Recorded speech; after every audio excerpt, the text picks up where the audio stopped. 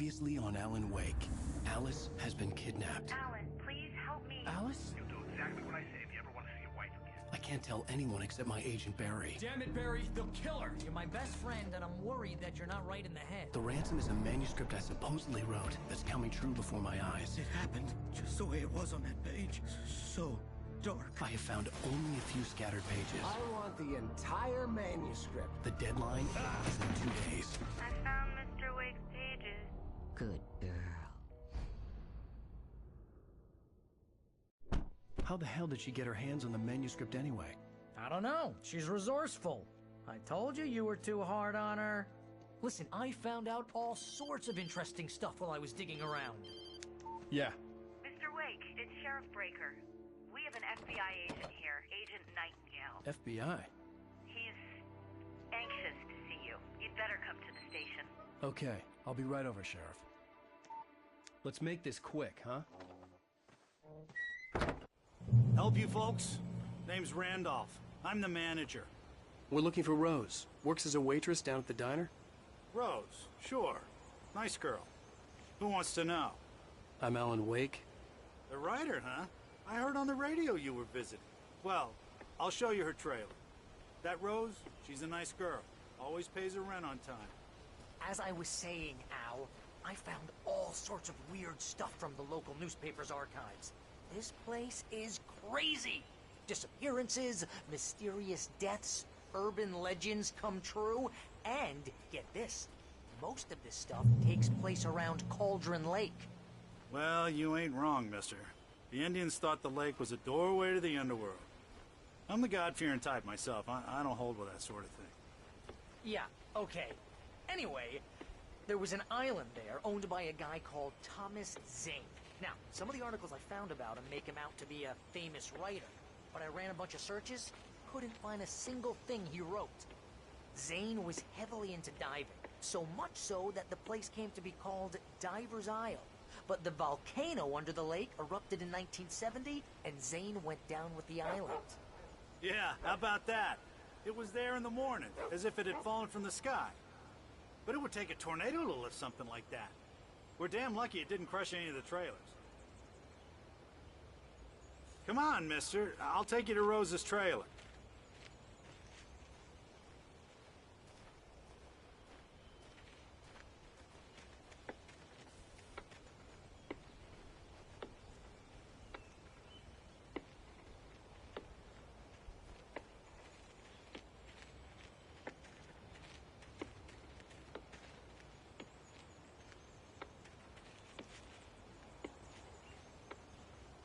It gets better.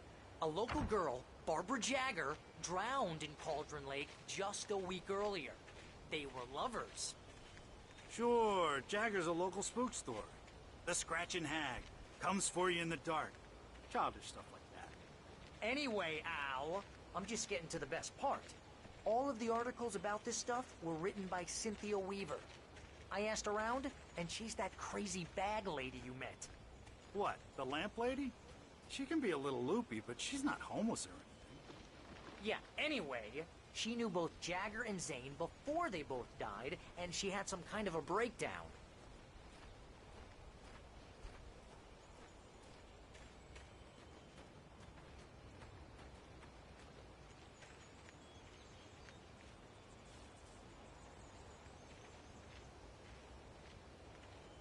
Well, mister, this here's Rose's trailer.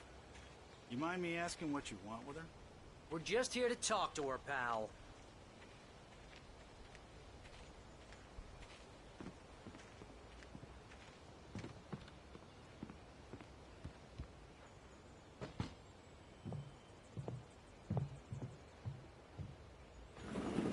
Welcome to... Oh dear, Mr. Wake. I'm so glad you're here. Rose, you have my manuscript? Oh. Oh, yes. Yes. Please, come in. Hey, this is really good. Rose, Yes, my manuscript. I really need it. I understand. I know what you need. A muse to inspire you. Oh, for Barry, She doesn't have anything. Yeah, hey, Al, what's... Oh... Barry! What? What?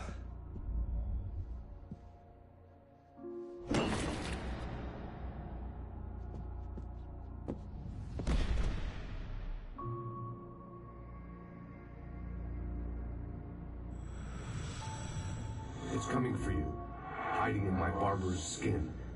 I'm too weak to stop it. You must turn the lights on. I promised I'd come visit you and your lovely wife. You must finish what you started. I insist. You must turn the lights on. Turn the light on. Back to work, boy.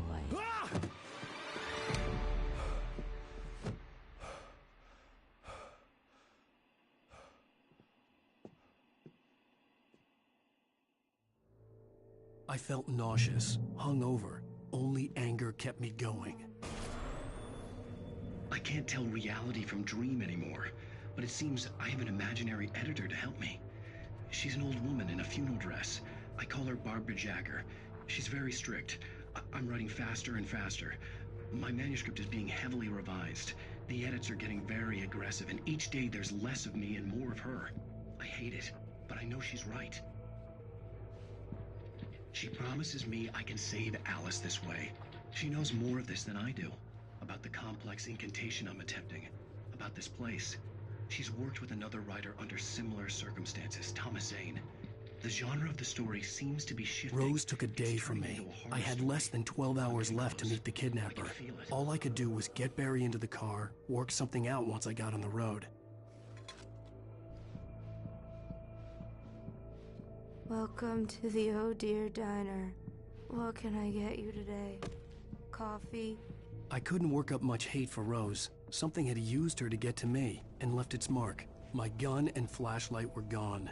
I'd have to find a way to get Barry into the car as quickly as possible. There was no time to waste. Mr. Randolph liked Rose. That little smile she had. How she was still sweet when life had tried so hard to make her bitter. It wasn't any of his business what she did in her trailer. But those strangers, the writer and his smart-ass sidekick, looked like trouble. And they'd been in there for hours, way past her normal bedtime. He reached for the phone and called the sheriff's station.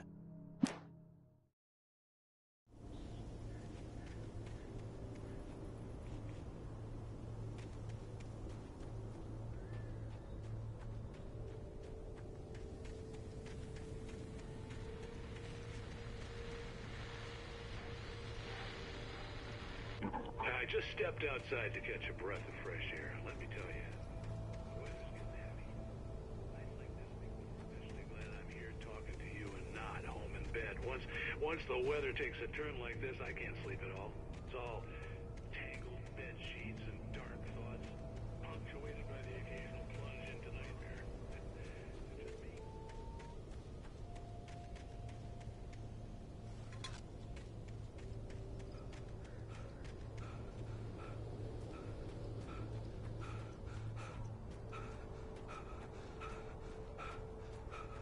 Oh, you're gonna get it now. God knows what you've done to that poor girl. This is Agent Nightingale, FBI! Get him up, Hemingway! You're under arrest! You move a muscle, I'll unload right in your goddamn face! Stay right where you are, Spillane!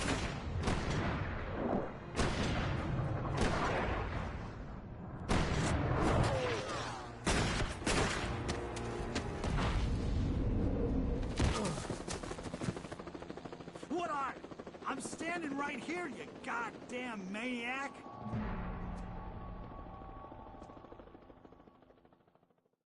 I hated to leave Barry behind, but there was no way I'd miss my appointment with the kidnapper.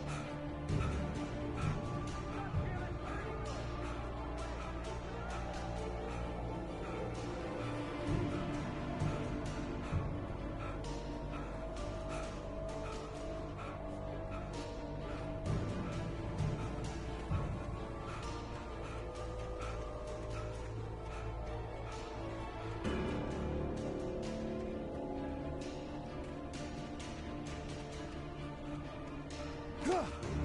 Come on, guys! We need to head him off!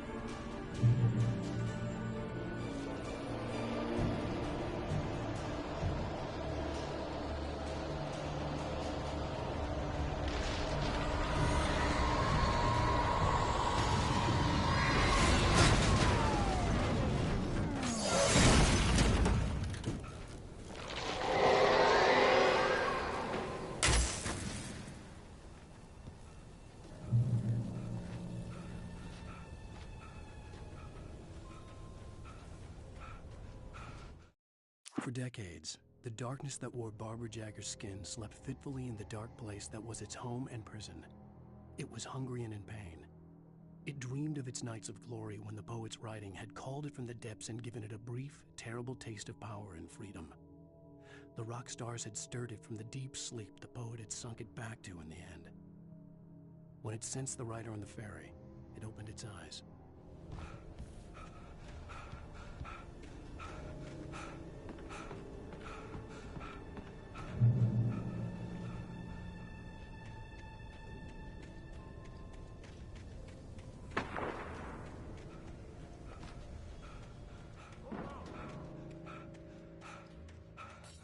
Search the area!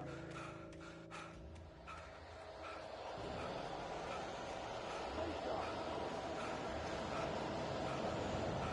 This way! Over here!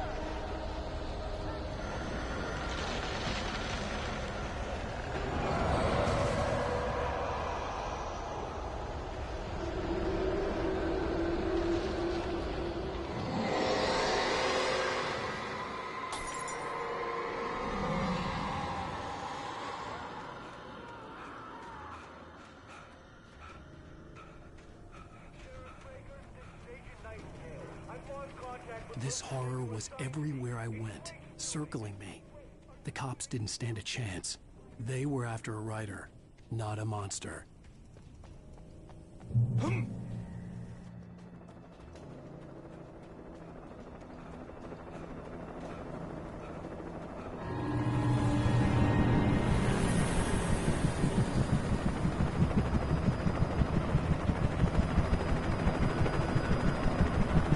You on the ground. Hold it right there.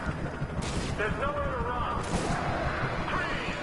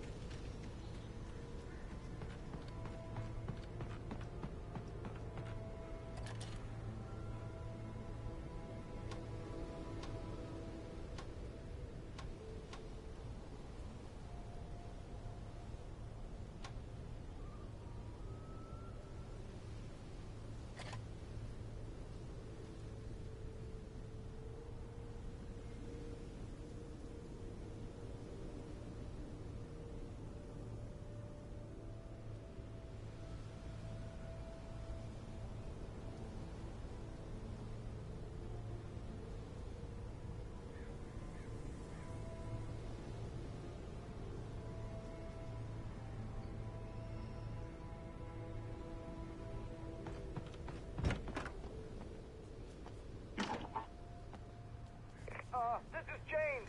Mulligan, Thornton, come in. Over. Thornton here. James, we got both Wheeler and Rose in custody. They didn't put up a fight or anything. But they were... Hey, what are you... Come on. Sit down and give me that. James, Mulligan here. Over. Go ahead, Mulligan. Over. We got Wheeler and Rose here. Wheeler's drunk or hopped up on something. Speaking of which, that Fed had a pretty distinctive whiff of load of scotch about him, you know what I mean. Over. I don't have anything on that, Deputy Mulligan. Over. Well,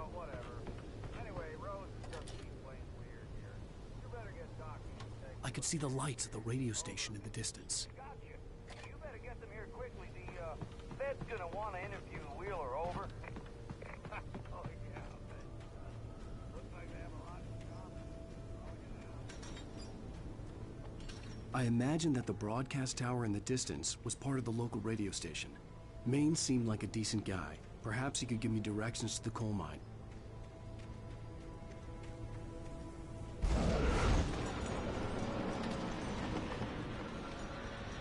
Unnatural shadows clung to the gate. The darkness that was after me was trying to stop me. I wouldn't get through without a light.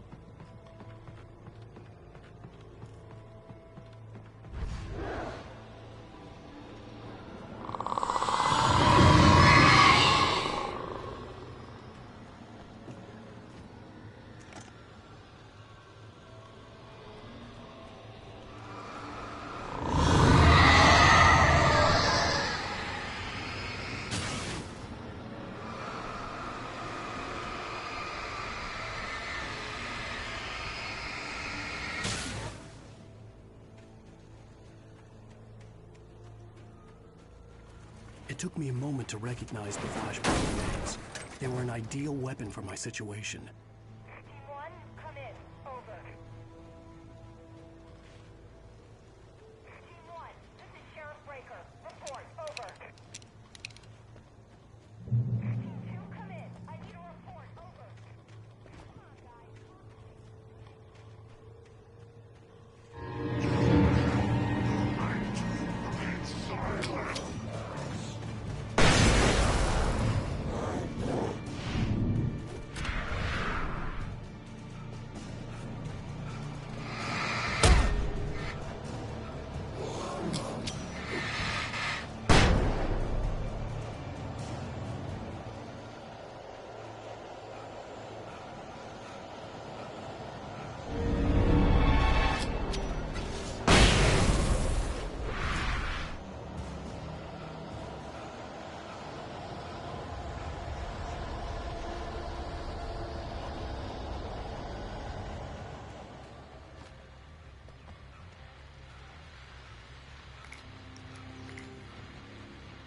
And here's another call. You're on KBFFM with Pat Maine. It's Milt Peabody, Pat. What's on your mind, Milt? Well, I live near the trailer park, Pat, and there's a big ruckus going on over there.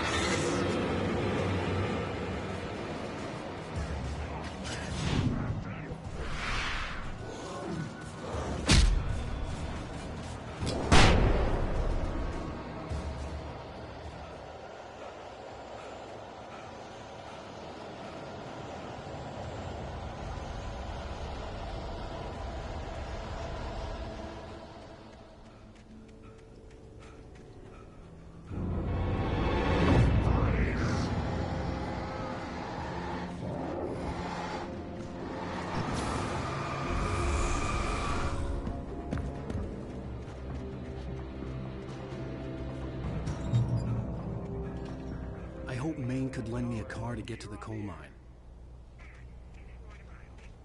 Why, hello, Lorna. What do you have for us?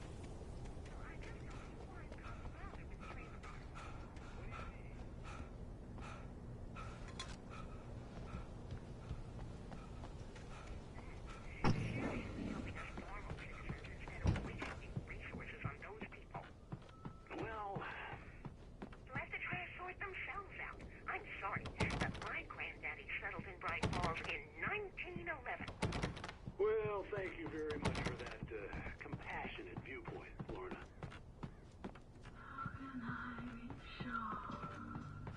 Oh, here's a little surprise. The famous writer Alan Wake just walked in. Folks, I'm going to see if I can talk him into an interview. Come on in, Mr. Wake. Oh, I'm so glad you could find the time to do this, Mr. Wake. Nowhere to run now, Dan Brown. You back away from me.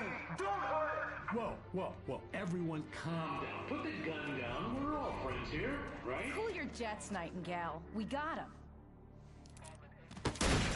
Judas Priest! What the hell's the matter with you? There's a civilian in there.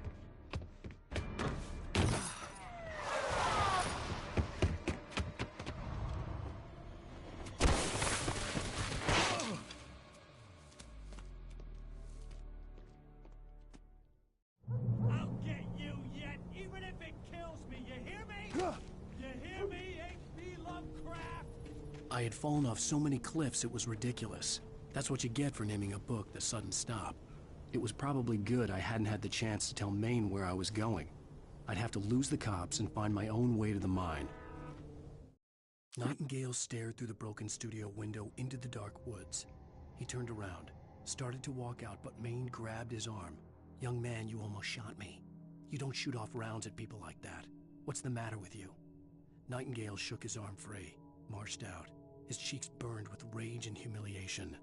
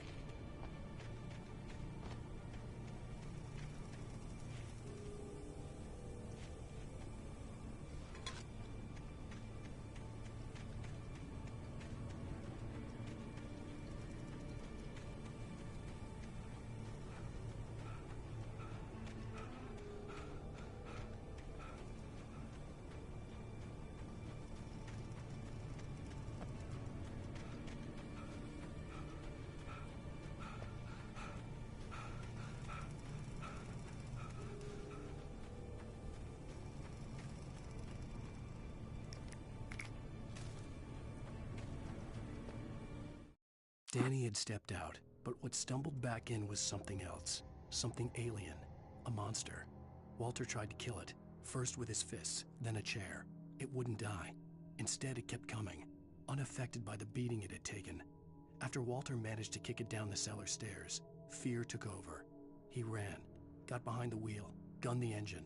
The booze wouldn't make him forget, but he knew he had to try.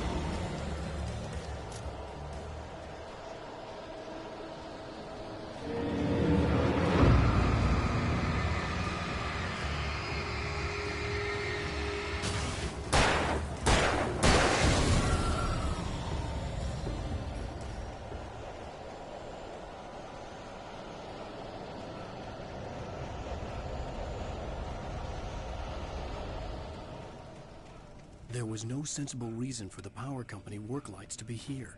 It was almost as if they'd been left for someone like me to use.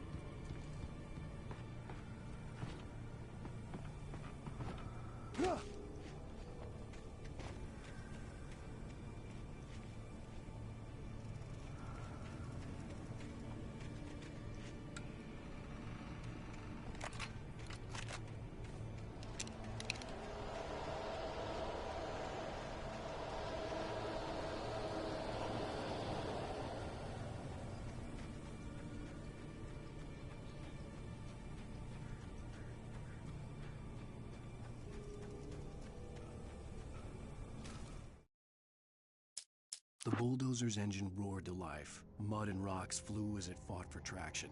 It crashed through the concrete wall and landed heavily in the yard. If it were an animal, it would have shaken its head after the impact, fixed its eyes on me, and charged. Of course, it had no head, nor eyes. Shadows crawled on its form, twisting it into a monster. Then, it came for me.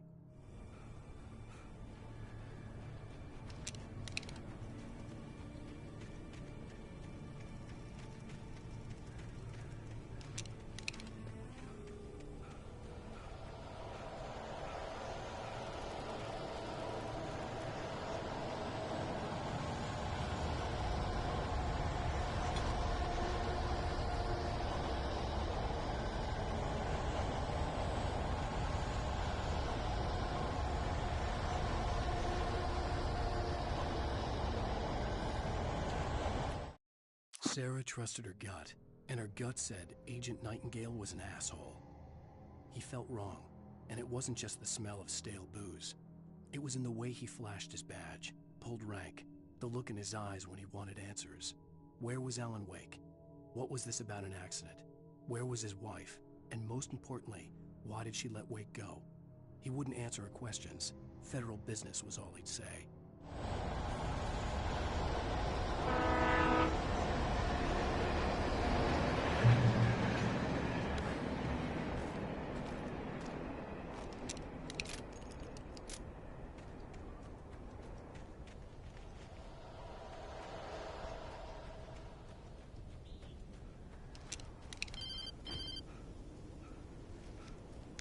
Hello? The most stubborn man I've ever met. Alice? Alice? Alan. I'm so afraid. He keeps me in the dark. Please help me. I look at you, Alan, and it's not you. Something else. Looking out from behind your eyes. Alice, I'm here. I'm so alone here. It's all gonna go to hell. You need to be careful. Cooperate. The connection had been terrible, but that wasn't the only thing that hadn't been right with the call. She sounded wrong somehow, but she had called me.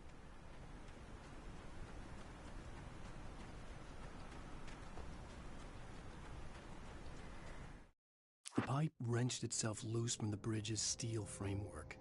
Wrapped in darkness, it floated in midair, twitching. For a moment, I didn't understand what I was looking at. The heavy object lurched at me with impossible force.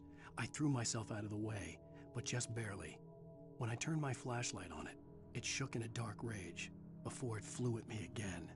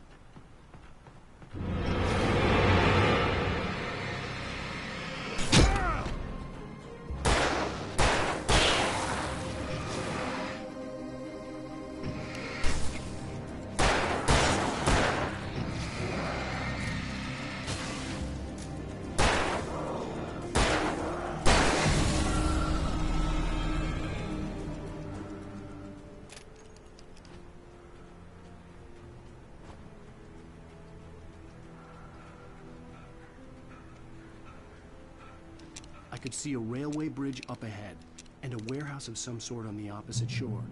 I hoped I could find a car from there.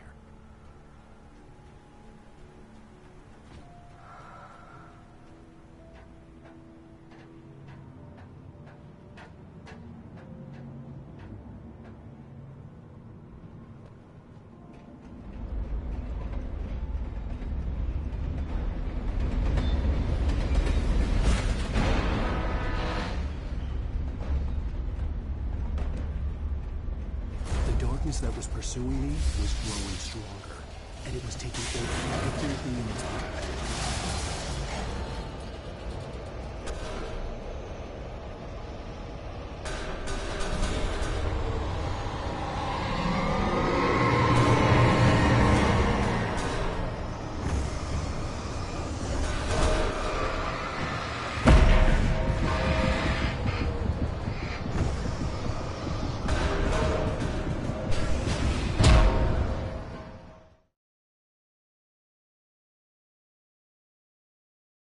Sure. I hoped I could find a car from there.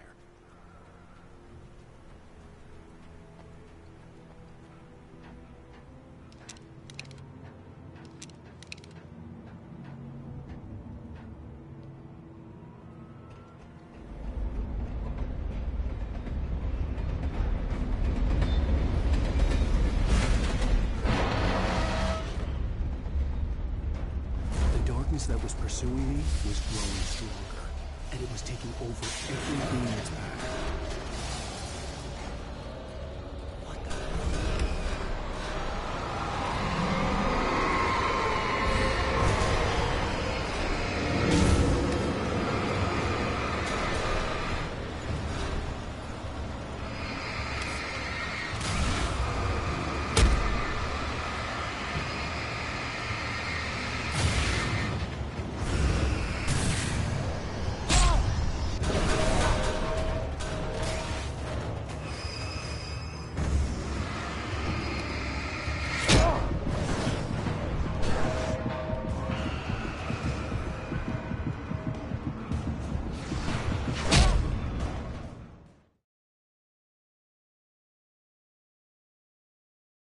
Sure.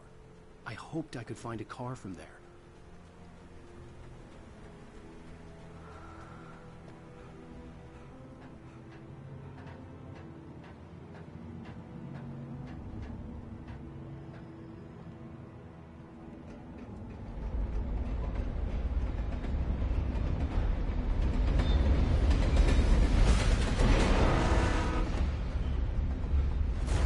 That was pursuing me was growing stronger, and it was taking over everything in its path.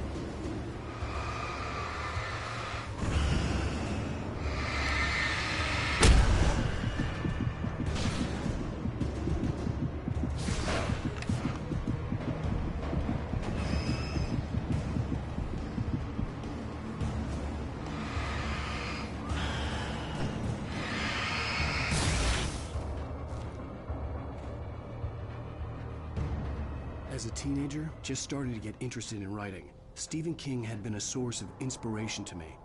I thought about all the inanimate objects that had come to life in his books. No one is safe in a good horror story. Certainly not the protagonist. That's what makes them fun. This was anything but. The darkness could possess anything, and it was getting closer. I slammed the door shut right in his smug face. He pleaded for me to open the door. True to form, the asshole actually thought I would obey. I had no sympathy left, no guilt either, not for him. I took a moment to savor the scream.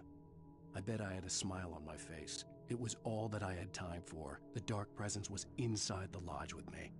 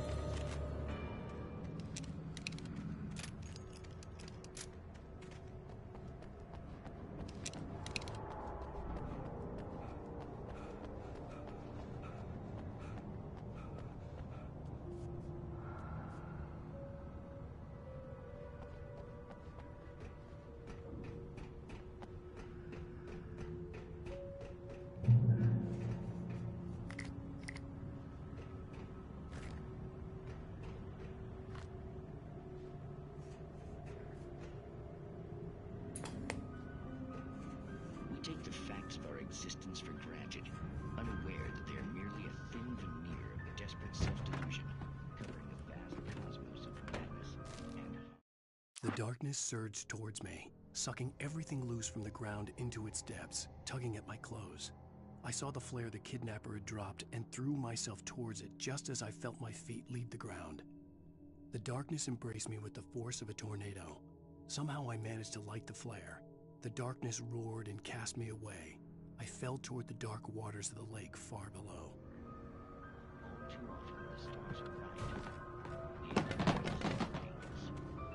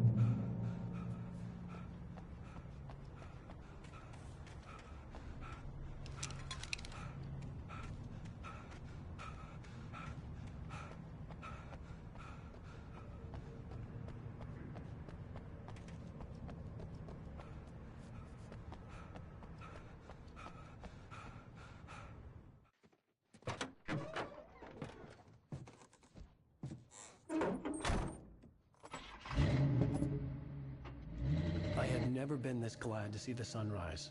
I had a couple of hours to get to the coal mine.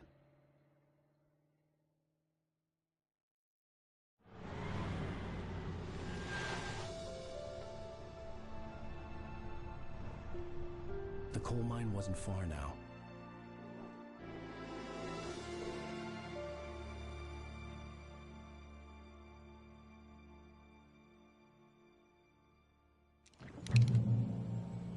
Today, I would meet the kidnapper, and he would give me Alice. I wouldn't give him any other choice.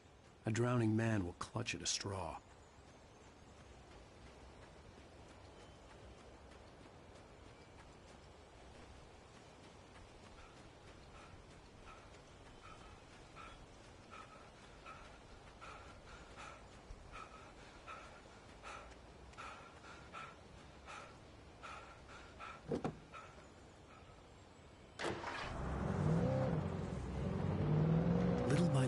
Without realizing it, I'd come to believe that the story in the manuscript was coming true. The current of its narrative had taken me deeper and deeper into dark waters. Alice had been taken from me. Barry was probably in jail. I was a fugitive from the FBI. The whole world taken over by the Dark Presence was trying to destroy me. It all felt real, but it matched a textbook case of insanity.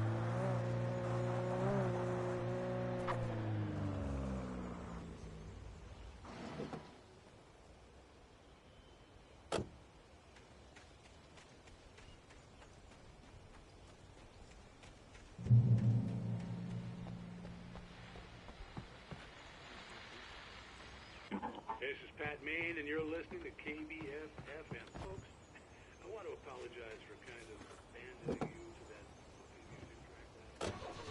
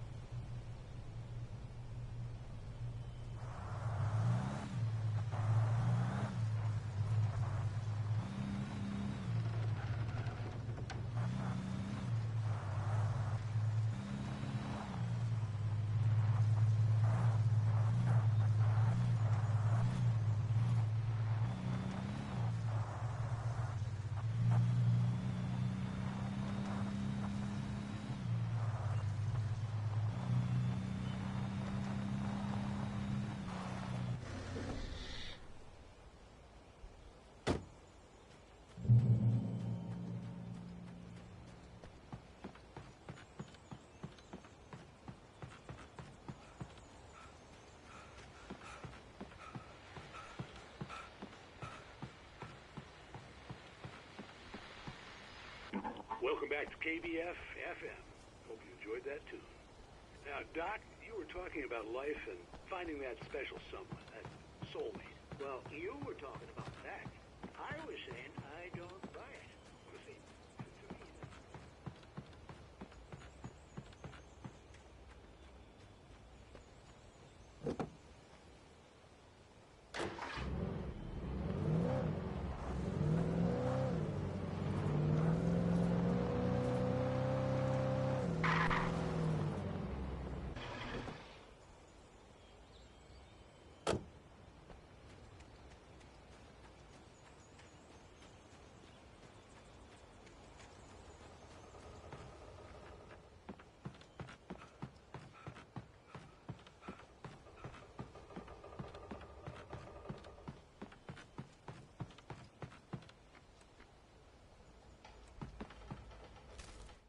For Mott, spying on the writer on the ferry had been a disappointment.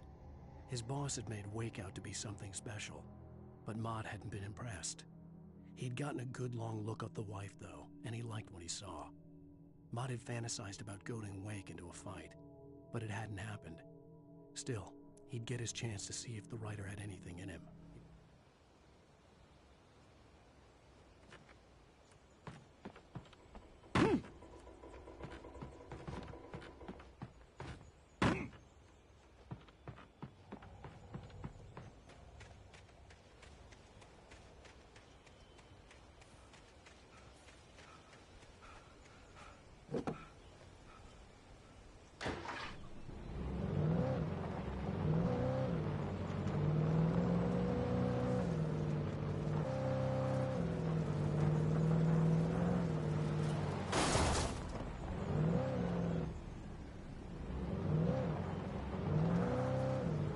I was early. I was supposed to meet the kidnapper at noon in the main building. The coal mine was quiet. It was a museum now.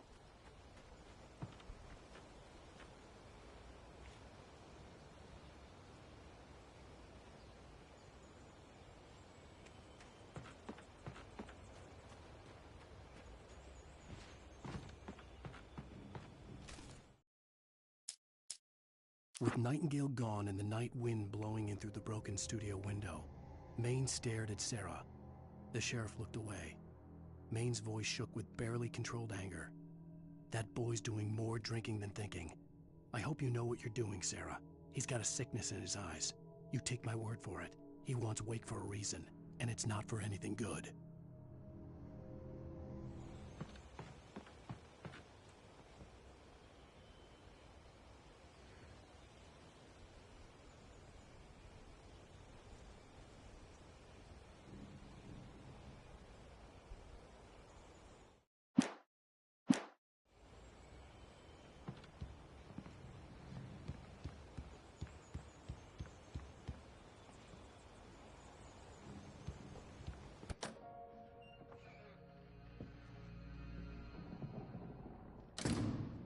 I didn't want to go outside.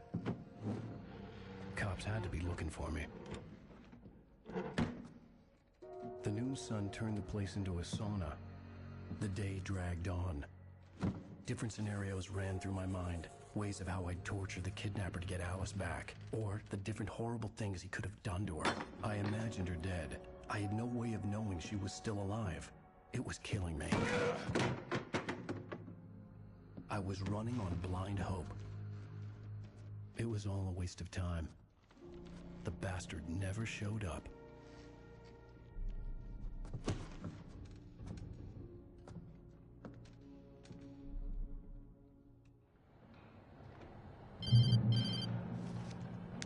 Wake!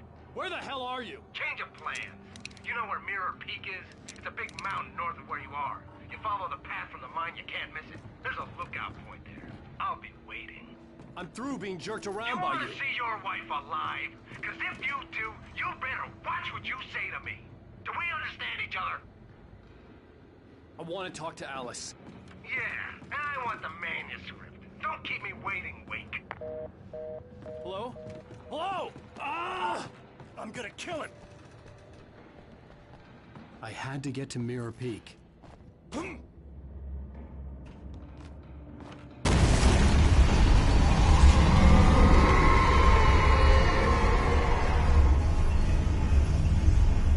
It was close.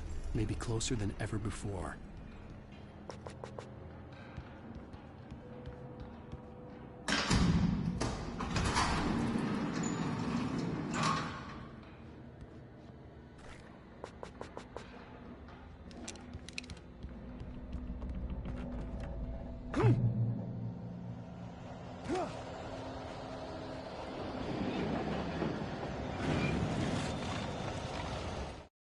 When Thomas Zane fell for Barbara Jagger, it happened fast. She was young, vibrant, and beautiful, full of life. He had never been a very happy man, and without any seeming effort, she had changed all that. Zane felt good for the first time in his life. Everything she did was another piece of a jigsaw puzzle he hadn't even known he'd been missing. And best of all, she made the words flow, strong and sharp. She was his muse.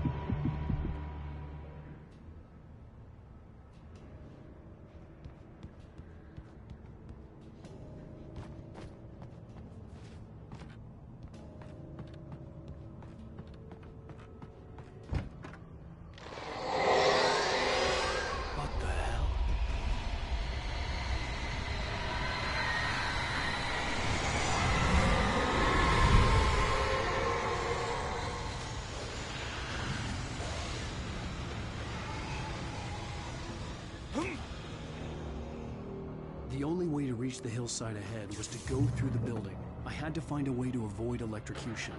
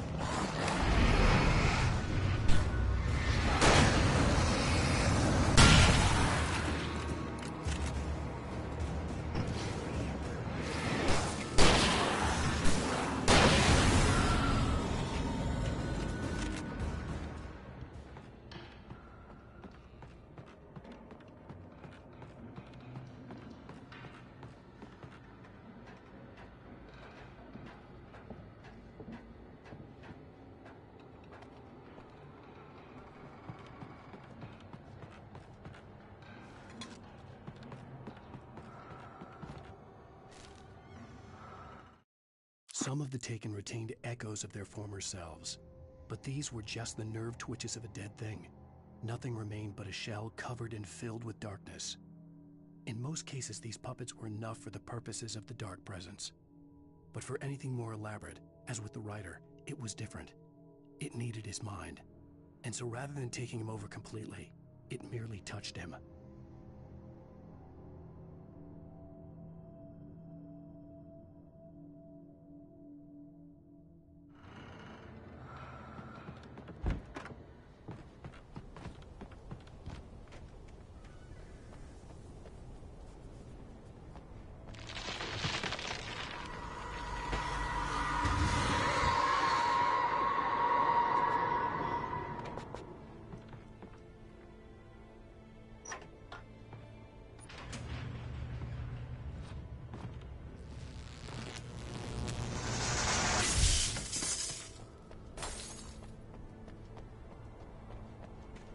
There was no way the flashbang grenades were Standard Power Company equipment.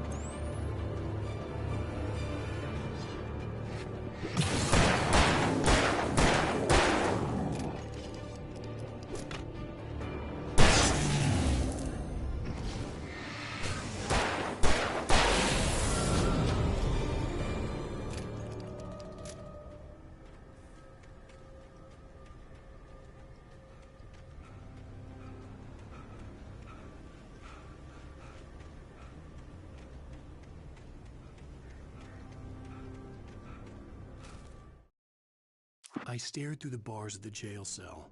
Barry stood behind me, swaying on his feet, looking as ill as I felt. Agent Nightingale stood on the other side of the bars with Sheriff Breaker. Nightingale had a stack of manuscript pages in his hand. He seemed unhinged as he gloated. "Well, I've got you now, Raymond Chandler. It's all here. All the evidence, including conspiracy to murder a federal agent."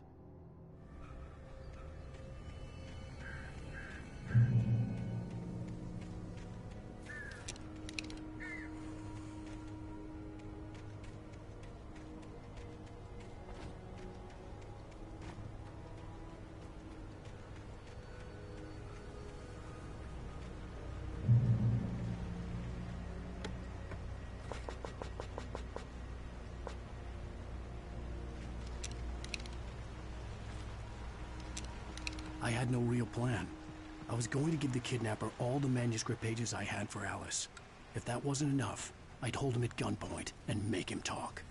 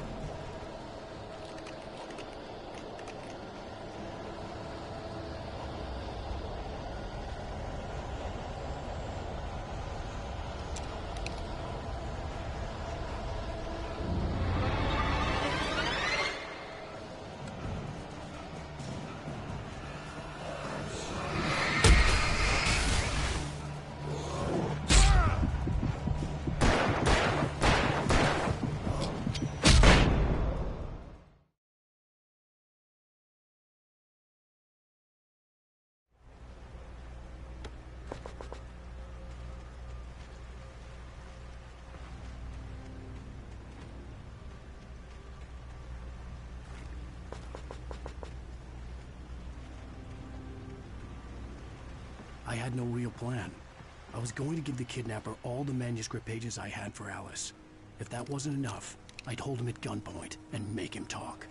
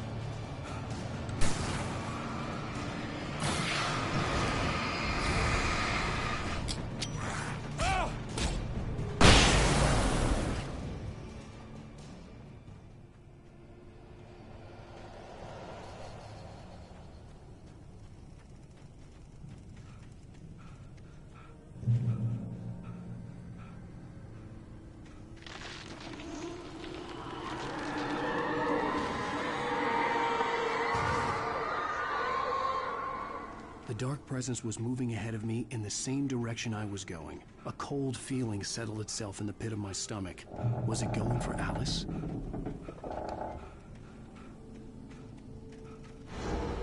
The graveyard shift may cause cancer.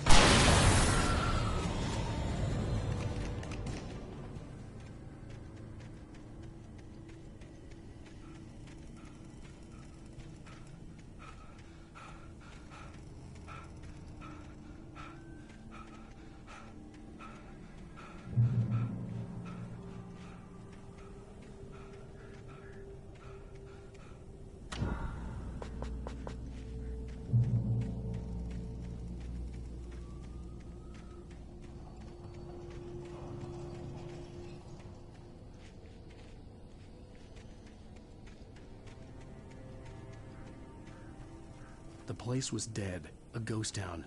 Had been for decades, maybe a century.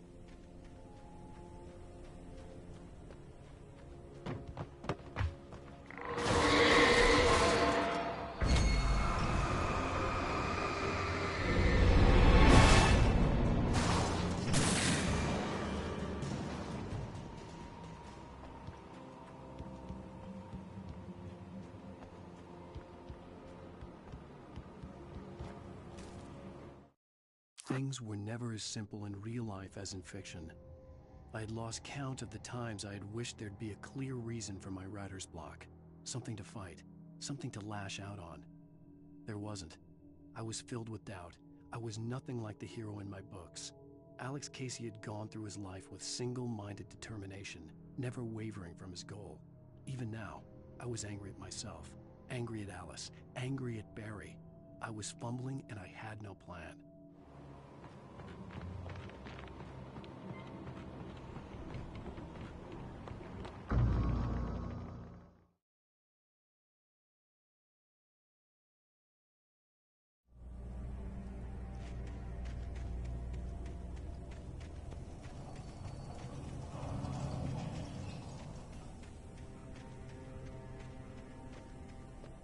The place was dead, a ghost town.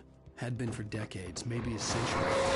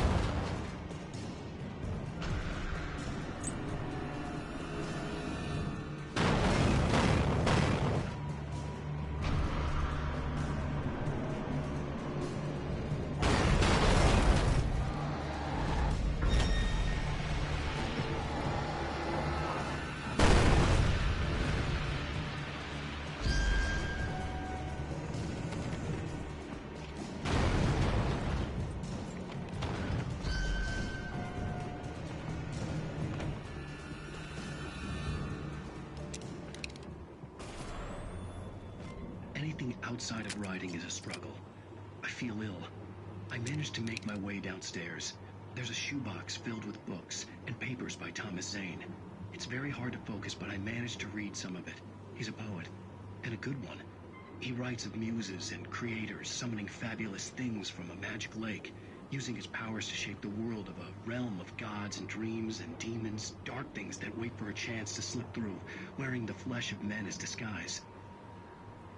Zane writes about himself, his girlfriend being taken over by a dark presence, about growing scared of the lake. Zane believes it's a mirror to the gaping void of darkness above, where some Lovecraftian presence lurks. I crawl back upstairs. I'll borrow these things for my story. They ring true. They fit.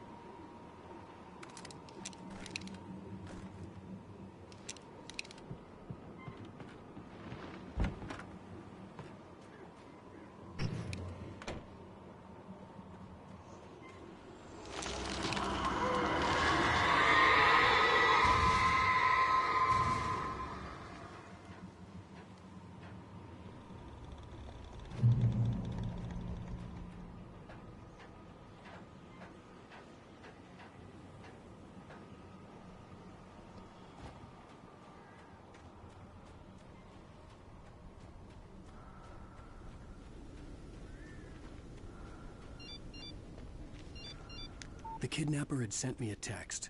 The message was full of spelling errors and insults. It was telling me to hurry up.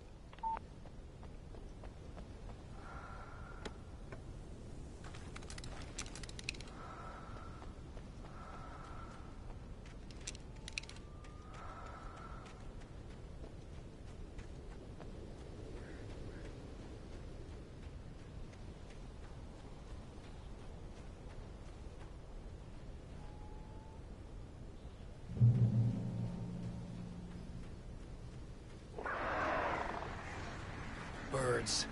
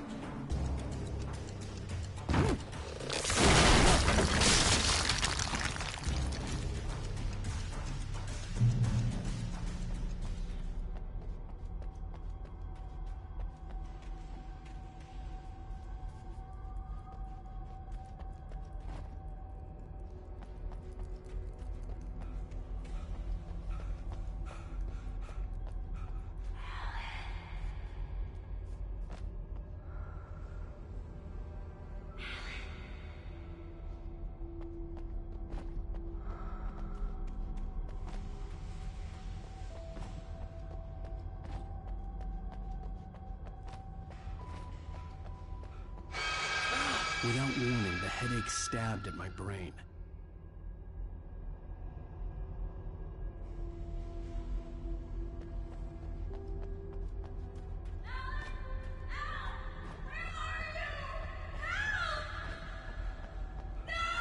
Alice?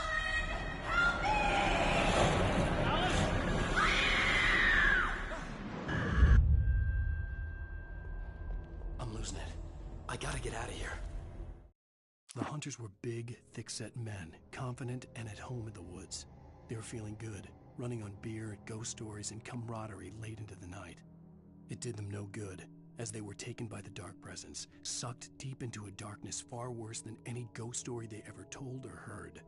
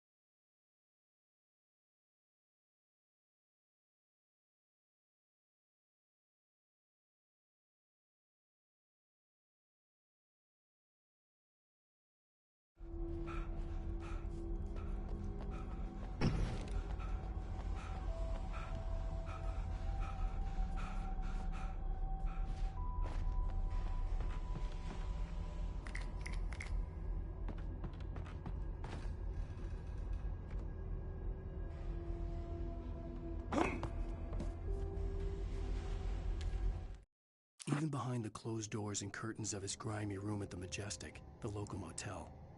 Nightingale could feel the locals' eyes on him, the unrelenting pressure of their judgment. He forced it out of his mind. For all he knew, they could all be under Wake's spell already. You do what you have to do to get the job done. He took comfort from the bottle in his hand. Please, he thought, just let me get through this.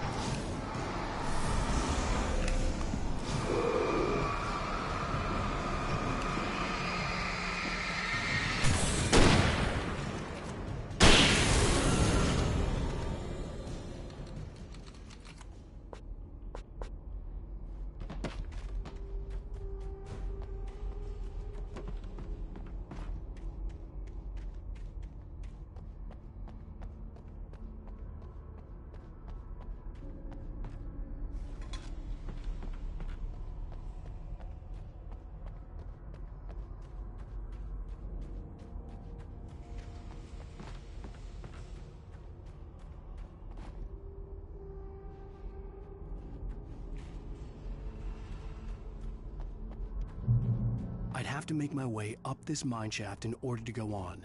Maybe the machinery could help me with that.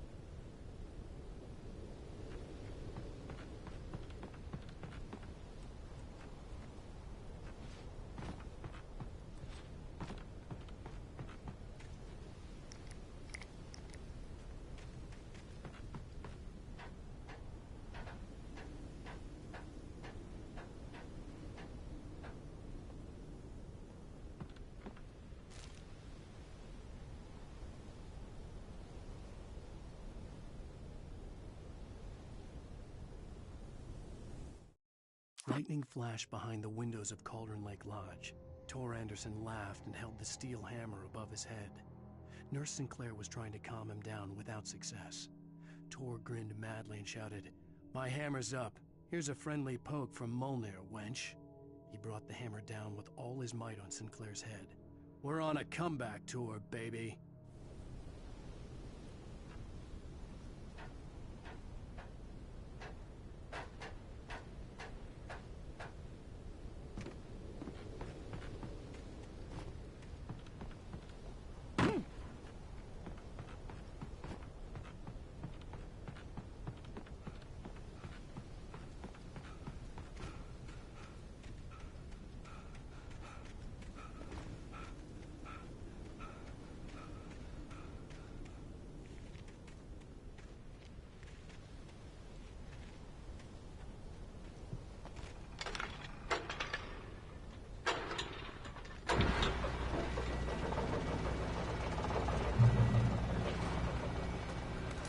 Oh, great. Another cable car. Just great.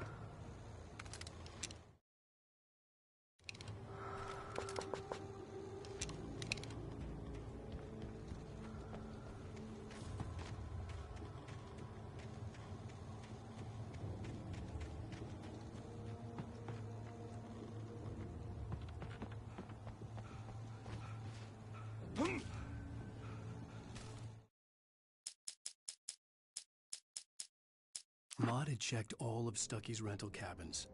There had been no sign of the Wakes. It was dark when he'd found their car parked at the end of the road by Cauldron Lake. It made no sense. They must have taken a wrong turn, but there was no sign of them, and the car had been there for hours already. Frustrated, Mott stood on the rotten ruin of the footbridge that had once led to Diver's Isle before it sank beneath the waves years ago. The boss wouldn't be happy.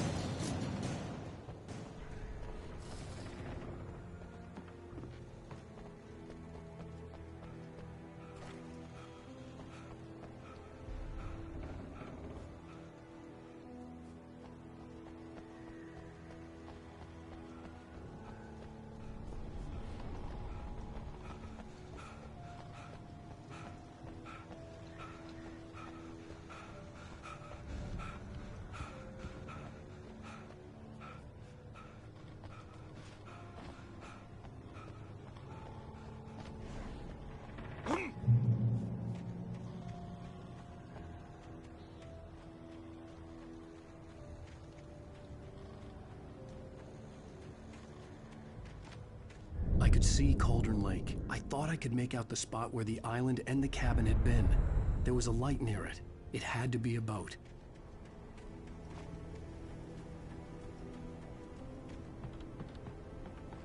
I was close now.